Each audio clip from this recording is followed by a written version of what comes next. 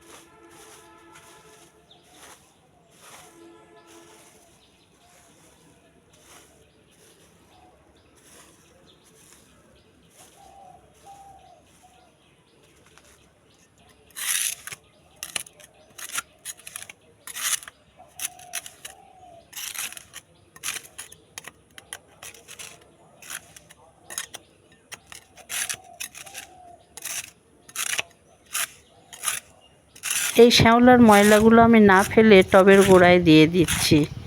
জানি না কোনো অসুবিধা হবে কি না, তবে আমার মন বলছে এটা সারের কাজ করবে, তাই দিয়ে দিলাম। দেখা যাক কি হয়।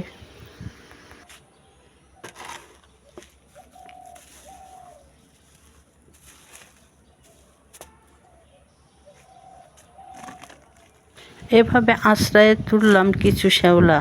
পুরাটা ভালোভাবে পরিষ্কার হয়নি, তারপরেও রোদ হলে মনে হয় আর একটু পরিষ্কার হতো।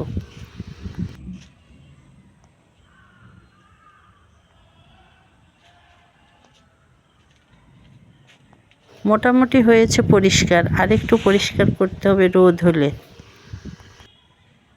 আমার এই ছোট্ট বাগানে অনেক গাছই আছে, মিষ্টি আমড়া, মিষ্টি কুমড়া, পুঁই শাক, মরিচ, ডালিম, চেরি ফল, মিষ্টি বাতাবি লেবু, ঘর ডেকোরেশনের কিছু গাছ।